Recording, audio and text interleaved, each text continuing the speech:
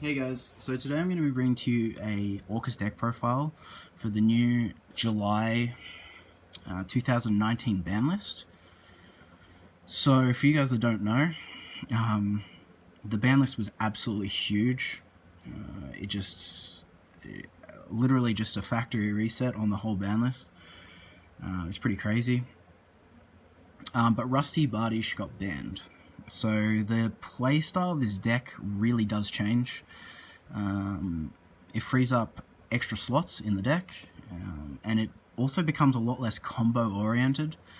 So I want to show you guys the deck and kind of just explain the reasoning behind playing things and why I'm playing it the way I'm playing it. I've been testing this for the past couple hours since the ban list came out, and it's been really good so far. It reminds me a lot of Salamangreat. So I know Simo actually brought out a video a couple of weeks ago showing his list, where he was showcasing a hand trap Orcust deck, and I actually really liked the theory behind it. You know, the deck is just a bunch of one-card engines, so why not play a bunch of hand traps in it? But since the ban list, it kind of doesn't need to make a few changes, so I've just showcasing it, my spin on the deck. So we're playing 3 Phantasme, 3 Ash, 3 Veiler, and 3 Impermanence. So these are these are last format's best hand traps. I'm not sure. I'd say like Impermanence is always going to stay in, Ash is always going to stay in, and Phantasme is always going to stay in. I think probably the one that might get cut, depending, for like an Ogre, because Guard Dragons are very susceptible to Ogre, so Veiler might get cut for that. But it's very hard to cut anything from this hand trap list because they are all so very strong. But yeah, we're just kind of basically, essentially, like, we just want to take this in that direction that the way Salamangreat played. Salamangreat was like all 1-2 card combos, and then they'd set like one counter trap, and then they just back it up with a bunch of hand traps, and it does play very similar. And the fact that I'm a Salamangreat player, and I came back into the game, and that's like the only deck I've played, and for it to just get absolutely destroyed on the ban list, I kind of want to come into the new format playing something similar.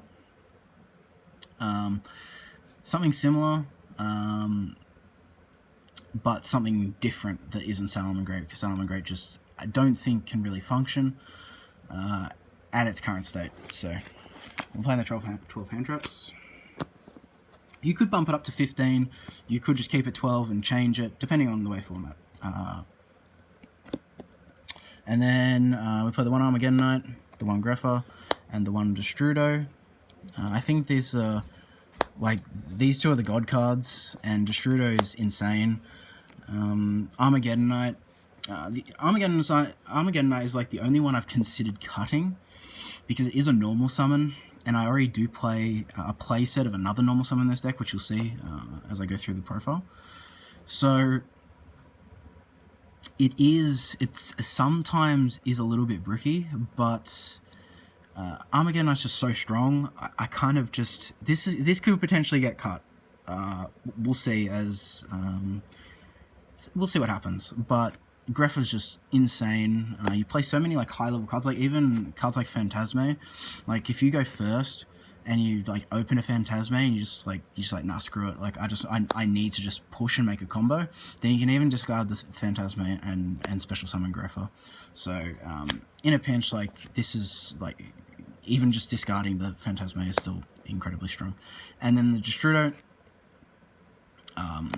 yeah, you pay half your life points, but if you can make like a Boral Savage, or you can make like a Dweller, or anything like that, or even if like your only option is to summon an Armageddonite and send the Destrudo and, you know, bring it back out, pay half your life points, and go on a Mermaid, you know, that's sometimes that's what you have to do, depending on your hands. So Then we play 3 Harp Horror, 2 Orcust Nightmare, 1 Symbol and 1 Wand. I think this is like the most standardized ratios that you're going to find. The Harp is just like, this card's just so good. I would always play 3 of this, even in like a control oriented based variant. You just need this card, and like just being able to discard it and just still push through hand traps is just so incredibly strong. And this combos very, very well with another card in our deck.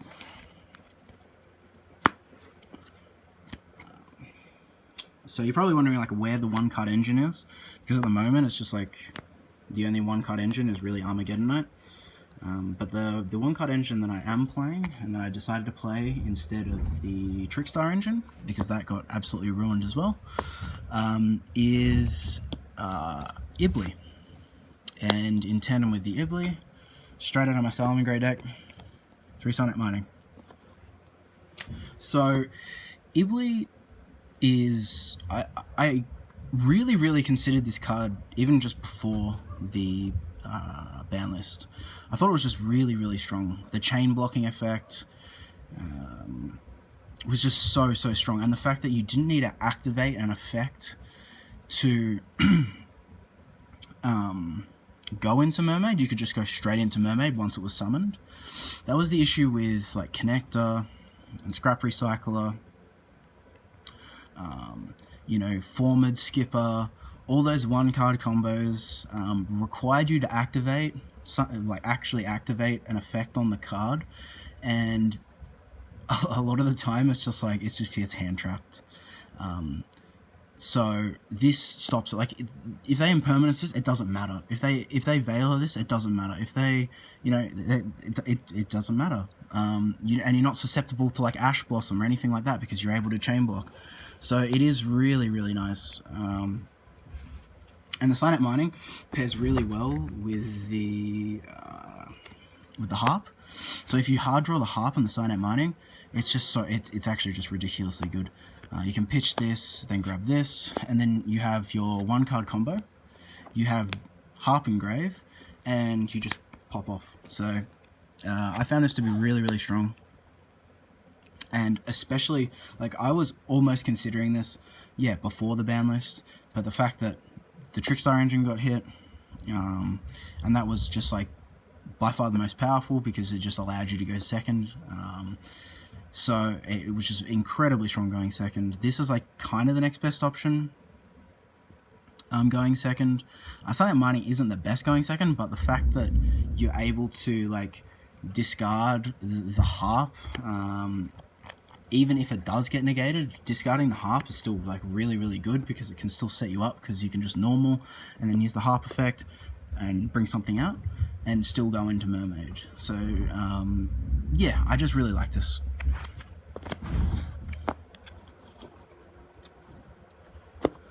And then for the rest of the cards, we're playing just pretty stock standard stuff. 3 Called by the Grave, you need this card. There's a reason it's like a $5 common. And yeah, this card's just so good, allowing you to stop hand traps. Of course, like obviously not impermanence, but still, a lot of people, you know, like a lot of people don't have impermanence. So even with the reprint, a lot of people, you know, have Ash and Veiler, because they're very cheap, and this just destroys that card. 3 Instafusion. This card, now more than ever in this deck, is just like the nuts. Being able to just, like, the Winder combo is now, like, is better now than ever, because obviously you just like can't get the double Fog Blades anymore or anything like that. So yeah, you obviously it's your Winder play, and at worst it's just an extender for you to go into Mermaid and do your plays. And then for the one-offs, we're playing the 1 Foolish Burial, of course, the 1 Reinforcement of the Army for the Armageddon Knight and the Dark Grepher, the 1 Terraforming, now at 1, and the 1 Babel.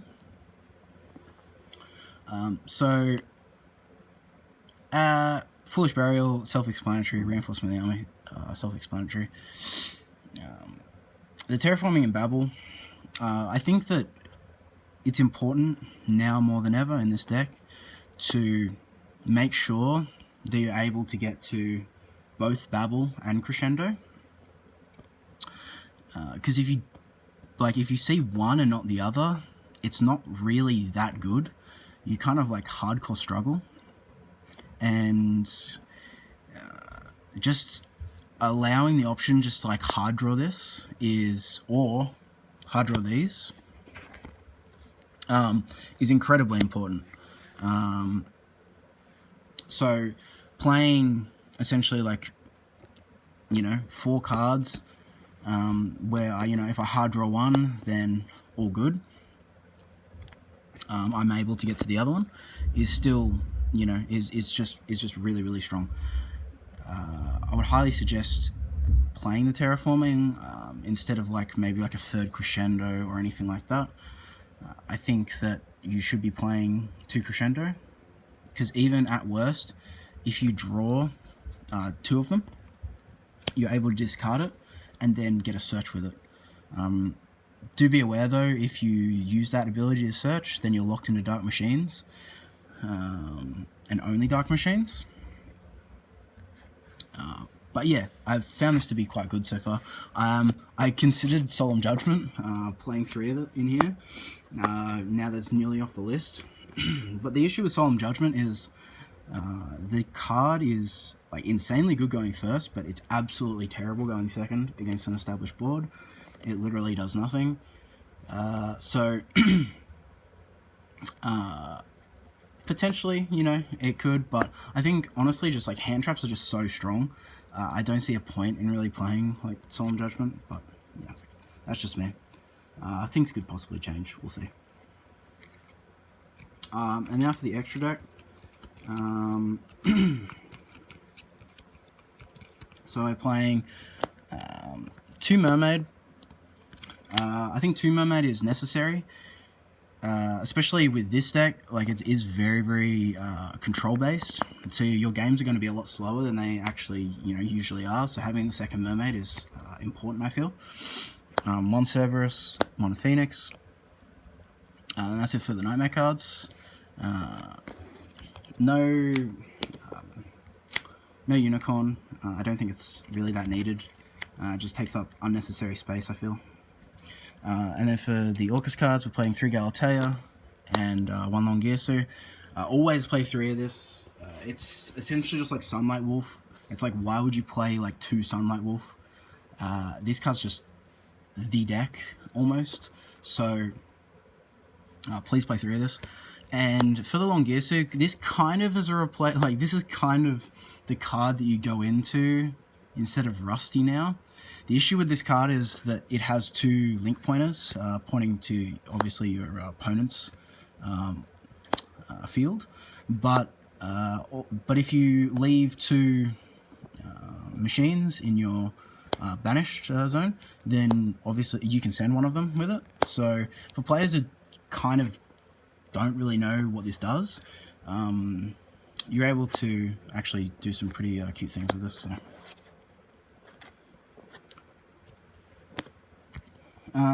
And then for the last link I played Bomber. Now, Bomber could be Boral Sword, and it probably should be a Boral Sword. I don't own a Boral Sword right now. I'm getting onto that. I don't actually own one. So hit me up in the comments if you guys have got one, I guess. But you can actually do some really cool things with this, especially with cards like Phantasme.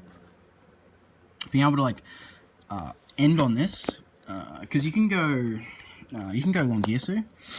So you can go instead of going into your Rusty, you go into your Longirsu. You bring back the Galatea, and then you can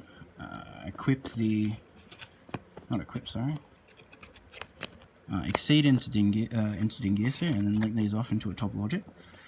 And you would think oh, okay, what, you just end on a top logic. And yeah, I mean, depending on your hand, it's actually just really good. Because then during your opponent's turn, you can summon this underneath, And then chain link 1, chain link 2, and then you equip, and then you can actually protect it. You can protect itself so it doesn't blow up, which is pretty cool. And also, yeah, summoning the Phantasme to where the link pointer points to, so you still get the draws, and then you just blow up the field. So, you know, it's not like the greatest thing, but you can do some pretty cute things with it. It could be a Borrelsword, yeah, but at the moment it's just a Topologic Bomber.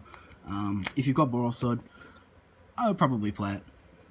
And then we play Boral Savage. This card is very, very good. Redoer is not really as good now because we don't play the Phantom Knights, so we don't have the trap underneath, which means we don't get the send. So this is like the best option now, especially with Destrudo. If you have the extender to, like, for instance, bring back the harp, so you're able to make the 8 with the Destrudo by copying a 3, by targeting a 3 and making it a 4. It's just really, really strong. And then we're playing 1 Dweller. For the same reason, you're able to make this just like you can make Brawl Savage, and 2 Dingirsu. Always play 2 of this. Just play 2 of this like you always play 3 of the Galatea. It's just playing 1 of this. You just you kind of just always want to have this. You really do. So yeah, 2, and then the instant fusion targets. Window's just absolute god now. This this was like kind of the deck now in a lot of ways, but this backed up with a shit ton of hand traps is so good. And then the Thousand Eyes Restrict, just being able to steal something, and if you don't steal anything, just as an extender. So that's the deck. I hope you guys enjoy. Sorry if I'm a little bit pausey and stuff. I've got a little bit of gas, but